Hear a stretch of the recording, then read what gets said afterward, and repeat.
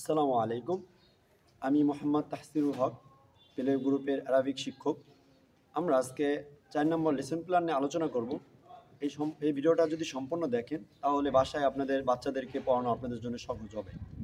তো এই সপ্তাহের লেসন প্ল্যান ৪-এ আমাদের ৩টি হরফ পড়ানো হবে।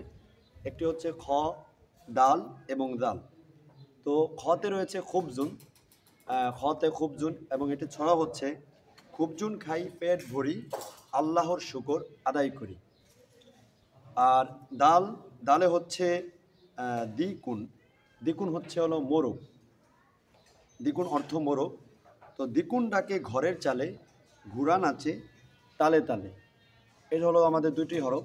এবং এই সপ্তাহের শেষে যে হরফটা পড়াবো সেটা হচ্ছে জাল। জালে দুবাবুন, দুবাবুন অর্থ মাছি। তো এটা ছড়া হচ্ছে দুবাবুনগুলো আসছে উড়ে খাবার ঢেকে রাখো দূরে। তো এখন আমি 3টা হরফের উচ্চারণ বলবো। দেখা যায় যে বাচ্চারা হরফের উচ্চারণটা করতে পারে না, আপনারা বাসায় প্র্যাকটিস করতে পারবেন এইভাবে।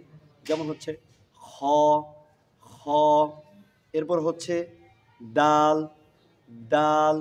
জিহ্বার আগা সামনের উপরে 2 দাঁতের গোড়ার সঙ্গে লাগাবেন, যেমন ডাল, ডাল। এরপর হচ্ছে রাল, এটা হচ্ছে জিহ্বার আগা সামনের উপরে 2 দাঁতের আগার সাথে লাগাবেন, রাল, রাল। আশা করি এইভাবে যদি আপনার সন্তানদেরকে আপনি হরফের উচ্চারণগুলো শেখান তাহলে পরবর্তীতে ওর আর হরফের উচ্চারণগুলো শিখতে কষ্ট হবে না।